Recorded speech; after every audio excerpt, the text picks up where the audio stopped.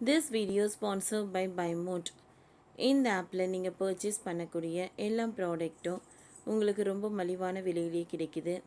இதில் நிறைய offers and coupons provide பண்ணுறாங்க.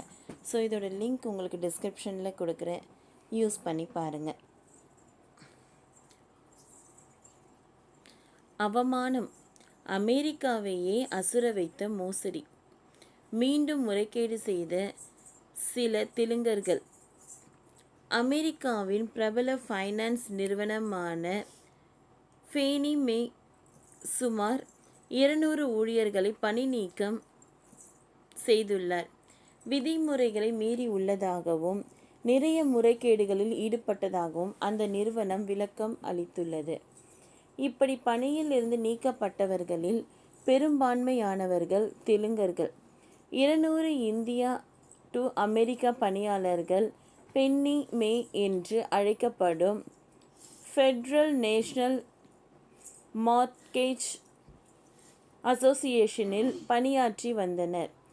இந்த நிலையில் இந்த நிறுவனம் வழங்கும் நிதி உதவி, பொருளாதார உதவிகளை அங்கே பணியாற்றும் தெலுங்கர்கள் தவறாக பயன்படுத்தி உள்ளனர்.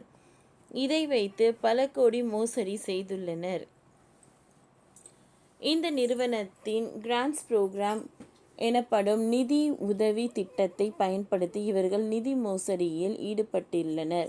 ஒவ்வொரு நிறுவனமுமே வரிகளை குறைக்க நிதி உதவிகளை செய்யும். இதற்காக ஊழியர்கள் சார்பாக தொண்டு நிறுவனங்களுக்கு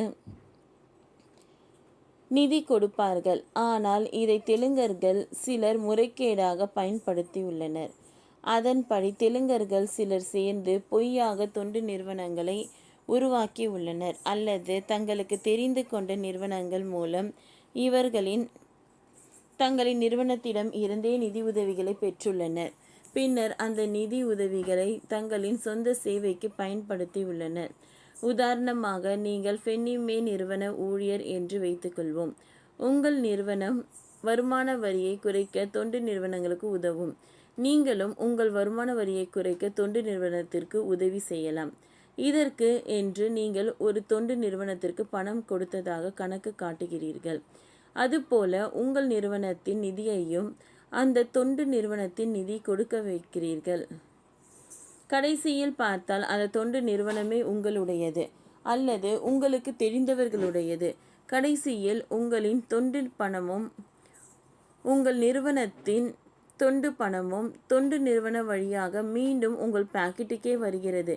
இந்த முறைகேட்டுதான் இந்த தெலுங்கர்கள் அங்கு செய்துள்ளனர்.